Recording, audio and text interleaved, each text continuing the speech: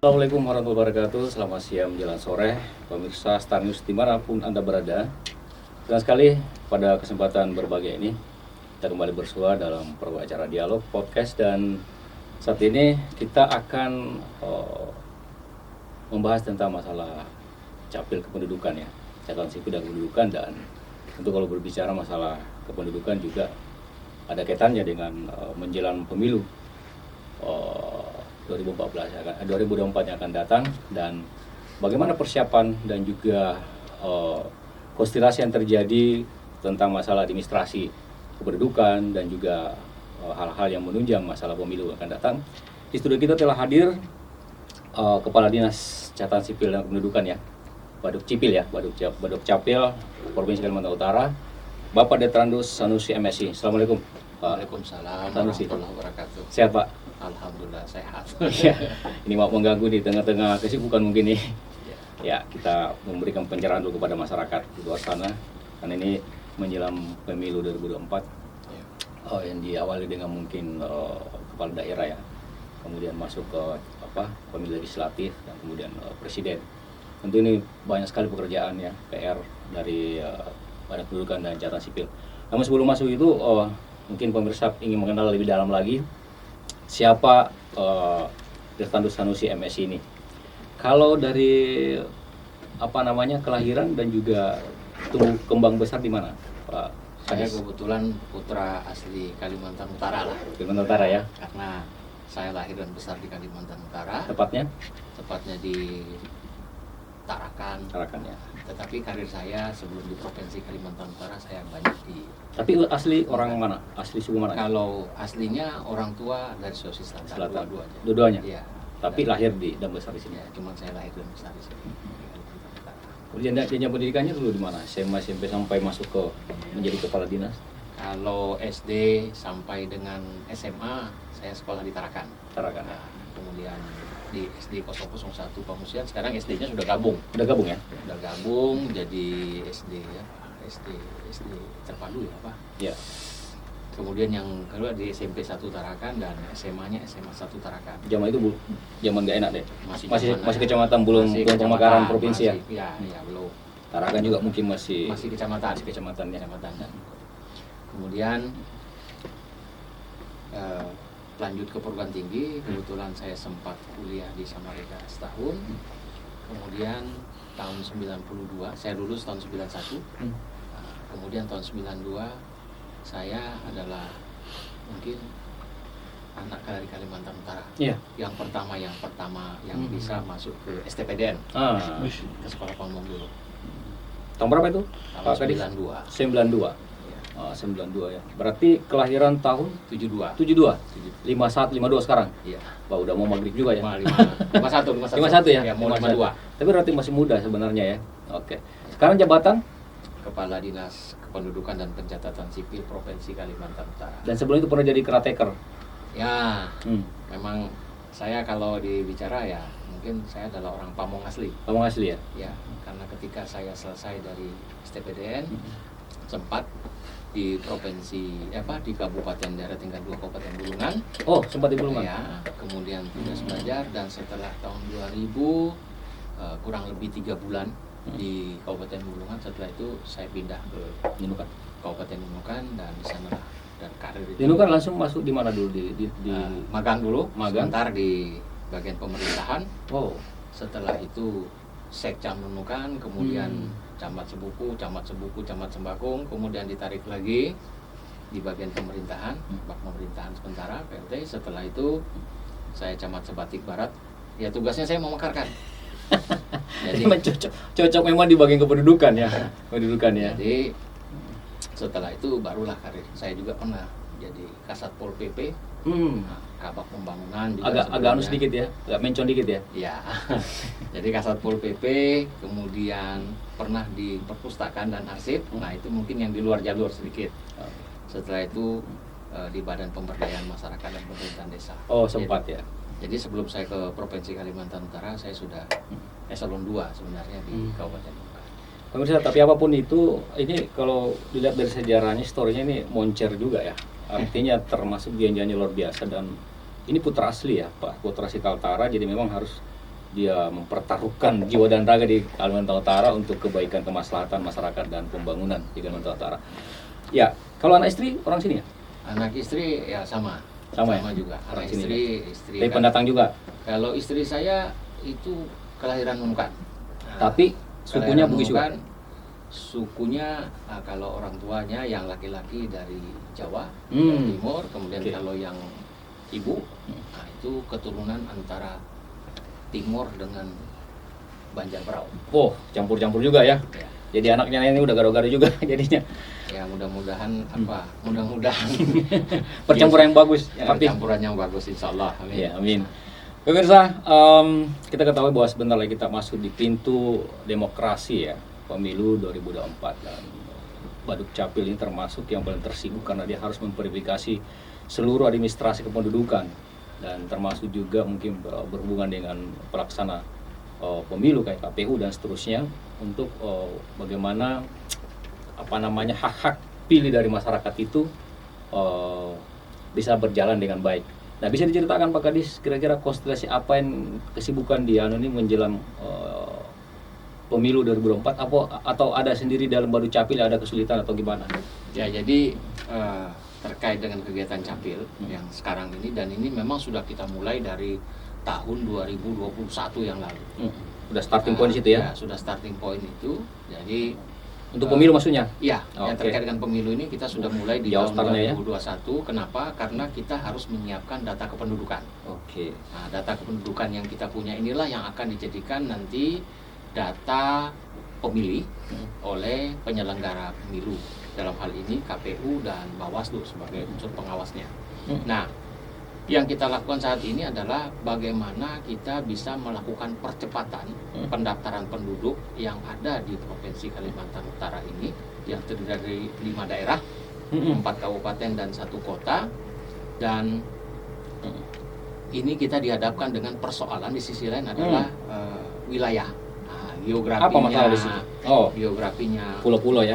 Ya, wilayah kita itu adalah bukan yang gampang, karena ternyata penduduk Kalimantan Utara ini nggak banyak, belum sampai 1 juta. Oh ya? Tetapi, Dari 5 kabupaten kota itu? Ya, tetapi tersebar ke Oh. daerah-daerah yang lumayan terpencil pedalaman. ya, Dan mungkin banyak yang belum punya KTP juga kali ya? ya, itu yang terus kita lakukan. Oh. Nah, terus kita lakukan. Dan ini bagaimana caranya agar mereka ini bisa terdaftar sebagai pemilih ketika pelaksanaan pemilihan, mereka nanti mereka sudah berusia 17 tahun ini sudah memiliki KTP 17 tahun. ya, sehingga mereka sudah, jadi nggak ada alasan lagi mereka tidak bisa memilih. Capil itu melaksanakan perekaman. Persoalan nanti mereka itu nanti bisa memilih atau mengeluarkan menggunakan hak pilihnya, itu urusan mereka, bukan urusan kami. Yang penting perekaman dulu lah. Yang penting perekaman, KTP-nya kita keluarkan, dan mereka bisa memberikan hak suaranya, itu sudah kami sampai di situ sudah. Nah, yang kita hadapi saat ini adalah ternyata tidak semua daerah-daerah itu gampang untuk dicapai, untuk disampaikan. Karena pedalaman itu tadi, Ya. pulau-pulau tadi itu ya. Regulasi jelas Ah. bahwa untuk melakukan perekaman itu seharusnya di Dinas Dukcapil Kabupaten Kota. Artinya hanya bisa dilakukan di ibu kota, ibu kota kabupaten atau ibu kotanya kota. Nah, ini kan menjadi persoalan. Persoalannya apa di situ, Pak Kadis? Persoalannya adalah ini ternyakut masalah wilayah. Nah, kalau masalah wilayah, kita akan berhadapan dengan bagaimana bisa sampai ke ibu kota. Apa dia? Tapi kan ada kades-kades itu fungsinya kan itu juga ya, melakukan itu enggak? Ya, itu kan yang Berjenjang. harusnya. Tetapi kan faktanya kan tidak ada seperti itu. Waduh. Nah, persoalannya adalah mereka harus melakukan perekaman. Ketika mereka ingin mendapatkan KTP, mereka harus datang ke ibu kota. Misal nggak usah jauh-jauh. Misalnya Kabupaten Nunukan. Kabupaten Nunukan, untuk dari Mansalong atau Sebuku, untuk sampai ke Kabupaten Nunukan, setidak-tidaknya 1 orang itu membutuhkan minimal itu 1 juta. Itu baru wilayah Sebuku. Menggaris lah ya. Iya, Kenapa? iya. Karena mereka harus tinggal berurusan. Bukan satu hari selesai, transport, bukan satu hari selesai. mungkin tidak selesai kan? Masih lagi. Nah, ini kan biaya. Bayangkan kalau itu baru 1 orang. Kalau sampai banyak orang bagaimana? Itu baru yang kami kira itu lumayan agak dekat. Kalau belum tentu juga punya penghasilan gitu ya. Nah, itu juga. Kasian juga ya. Termasuk nanti begini, seperti kita, ini pengalaman kami ya, seperti di Pujungan. Pujungan itu untuk sampai ke sana kita butuh 35 juta, sementara yang mau dapatkan hanya selembar KTP yang kalau berdasarkan harganya itu 10.200 rupiah. Harganya untuk pembuatannya. Iya. Kan Jadi habis di ongkos transportasi, penginapan dan akomodasi itu ya. ini akan menjadi persoalan. Wih. Ya kan, ini akan menjadi persoalan. Kenapa? Karena saya rasa logikanya tidak akan mungkin mereka biarlah mereka nggak punya, karena nggak punya KTP daripada mereka harus mengeluarkan Makanya kondisi muncul, itu.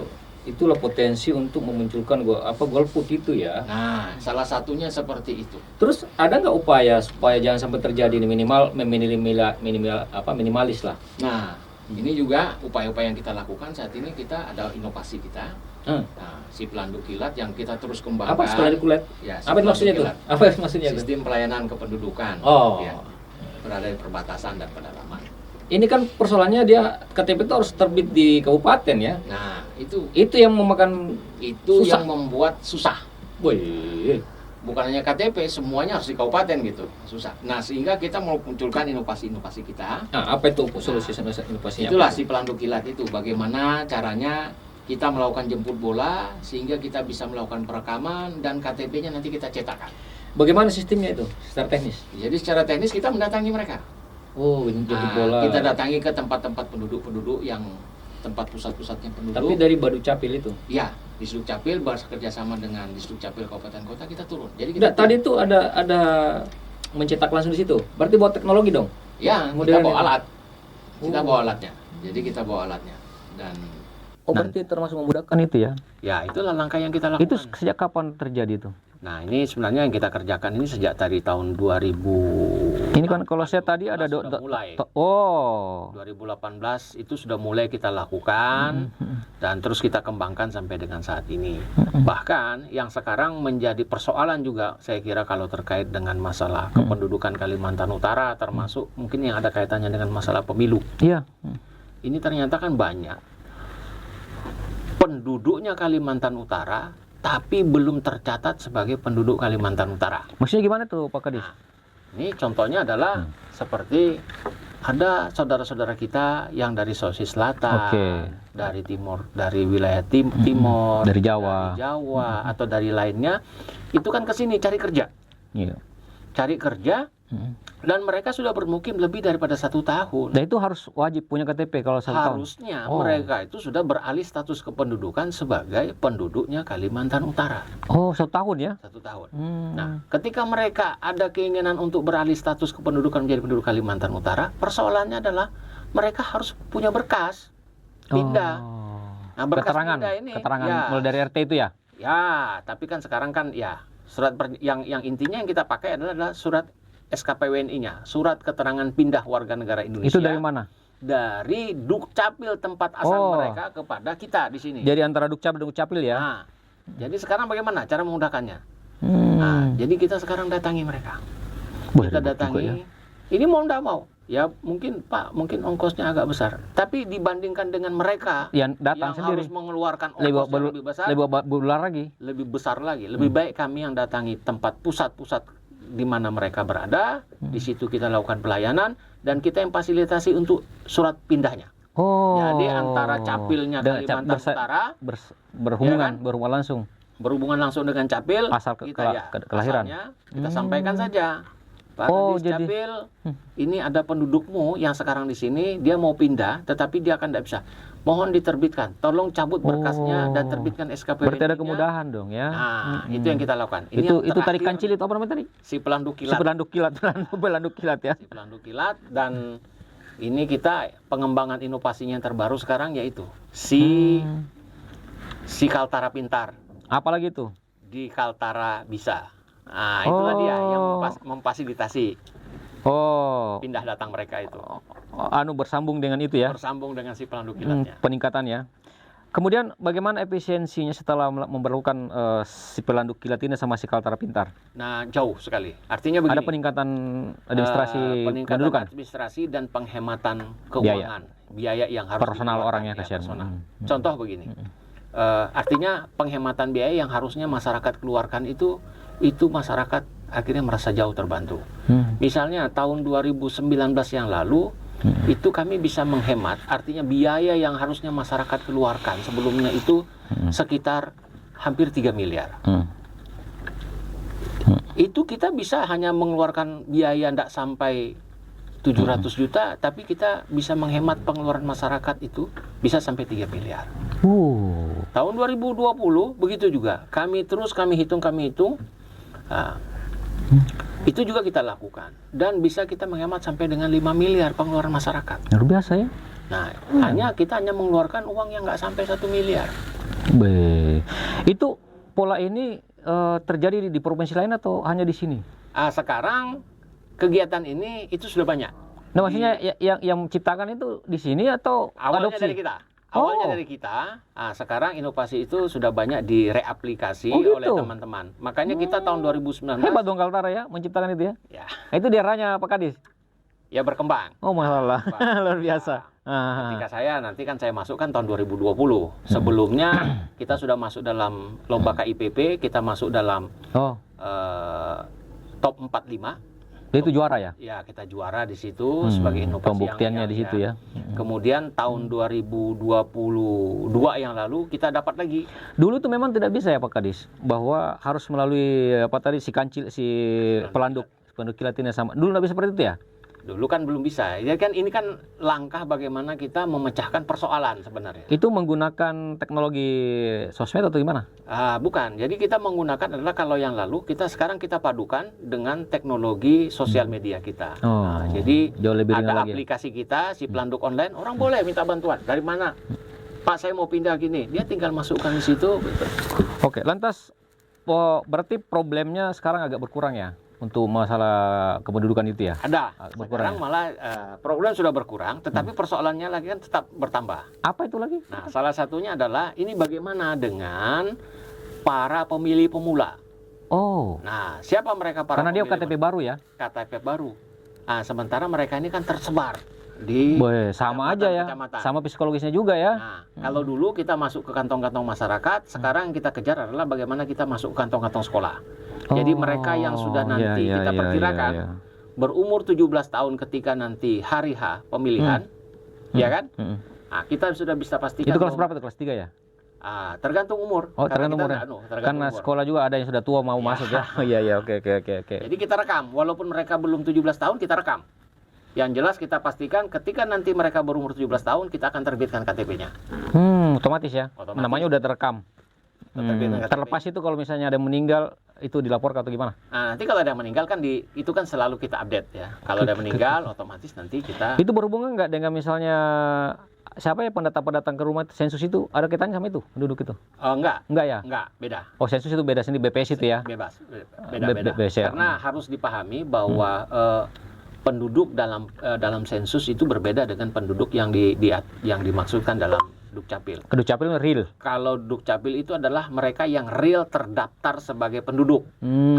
Kalau yang sensus itu adalah mereka yang datang tapi sudah lebih daripada 6 bulan sudah dicatat walaupun mereka belum berstatus sebagai penduduk Kalimantan Utara, tapi sudah dicatat sebagai penduduknya Kalimantan Utara. Menarik. Jadi oke, kalau gitu karena ini waktu kita masuk ke masalah pemilu ya, pemilu.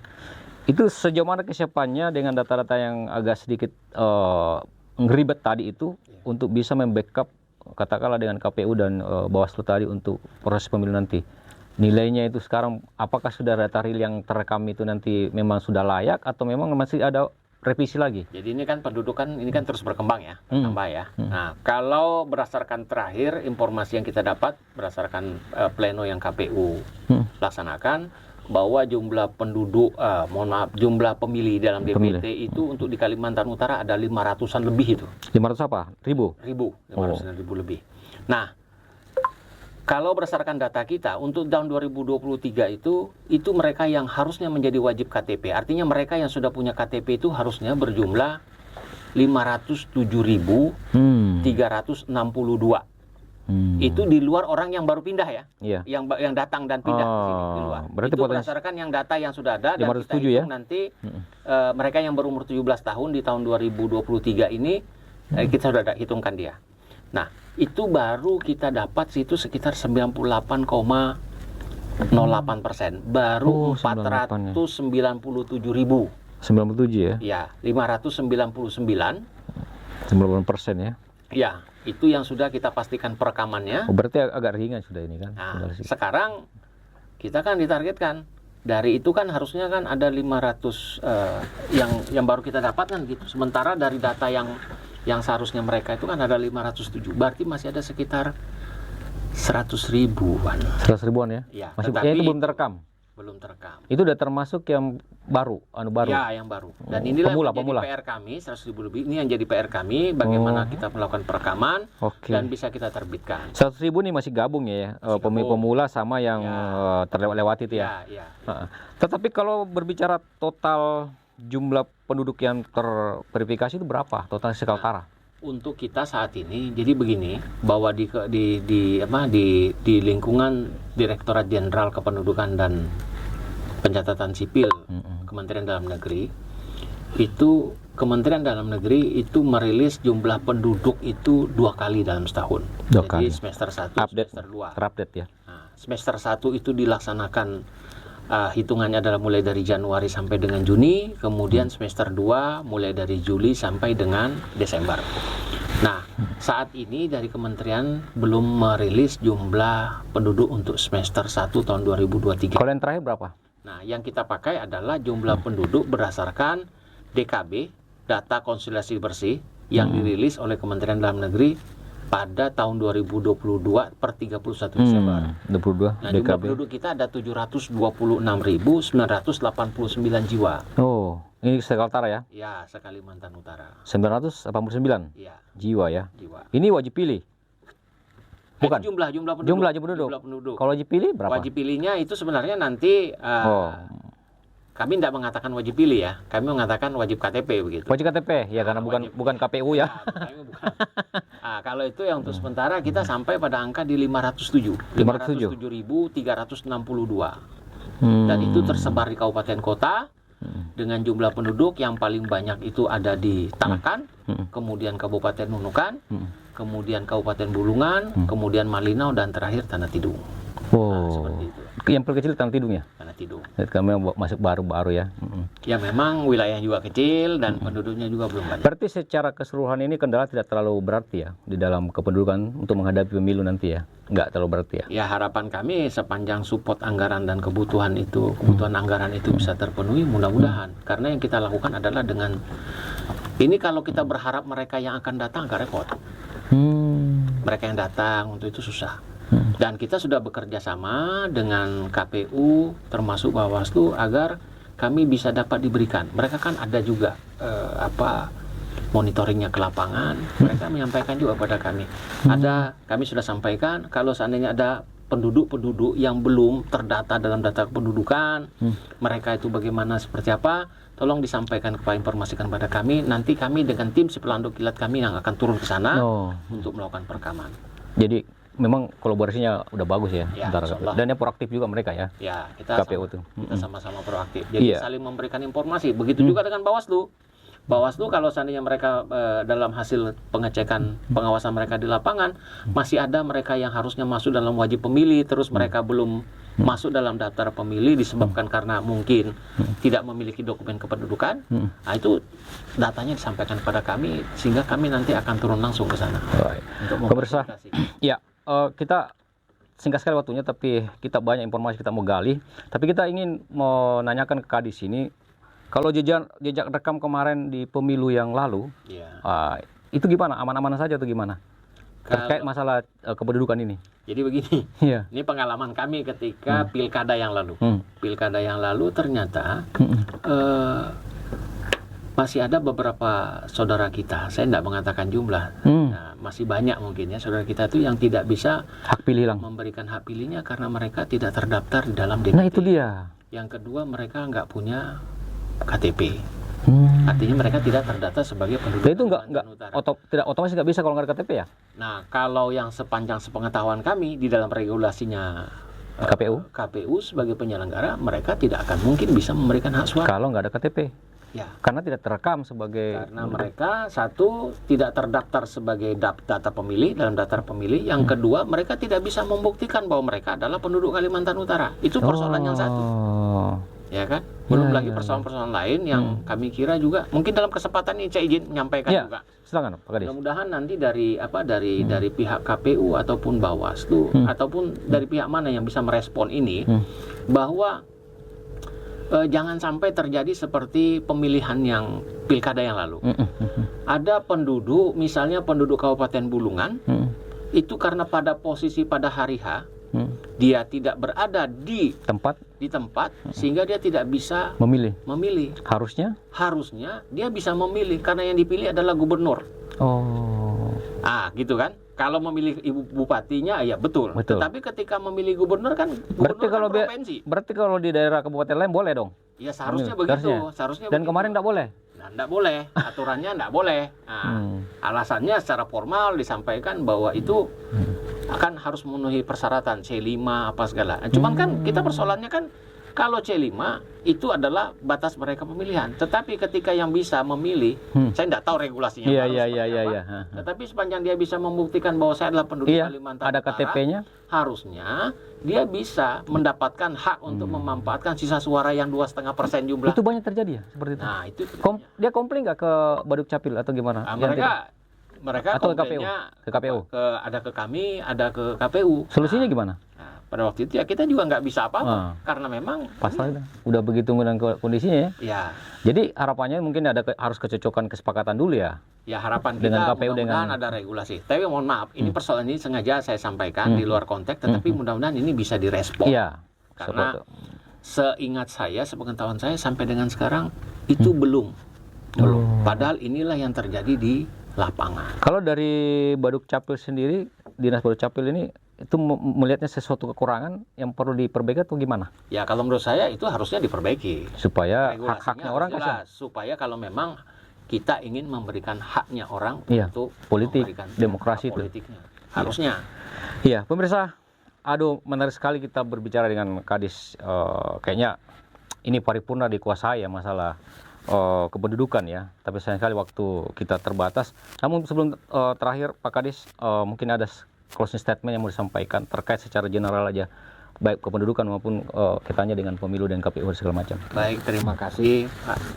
Jadi begini, kami hanya ingin menyampaikan bahwa adminduk itu bukanlah urusan dasar.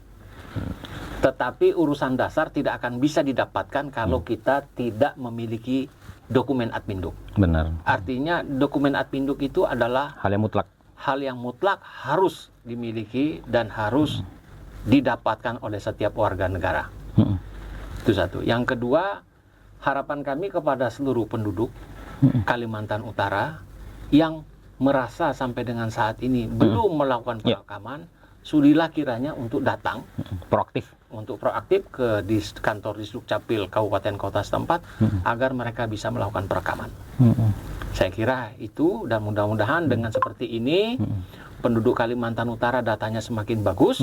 Dan yang kedua, terkait dengan dukungan pelaksanaan pemilu nantinya untuk di tahun 2024 bisa baik dan lancar karena adanya sinergitas antara data kependudukan dan data pemilih di pelaksanaan tahun 2024 nanti. Saya kira itu. Terima kasih. Baik, pemirsa, itulah tadi bincang-bincang kita menyangkut masalah data kependudukan, dan ini berada tepat di tangan orang yang memahami secara general tentang masalah kependudukan tersebut. Mudah-mudahan ini menjadi pencerahan dan juga menjadi inspirasi dan pemahaman tentang masyarakat, terkhusus bagi yang belum paripurna tentang masalah KTP-nya atau kependudukannya. Itu seperti disampaikan tadi, agar bisa menghadap langsung di Baduk Capil masing-masing atau langsung ke Baduk Caput Provinsi. Baik, terima kasih Pak Kadis, sehat selalu, mudah-mudahan bermanfaat.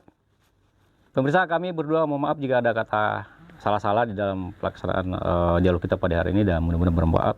Saya M. Sakir dan juga Kadis Baduk Capil Capil Provinsi Kalimantan Utara, Bapak Detan Sanusi MSI, undur diri. Assalamualaikum warahmatullahi wabarakatuh dan sampai ketemu lagi kembali. Assalamualaikum. Mantap.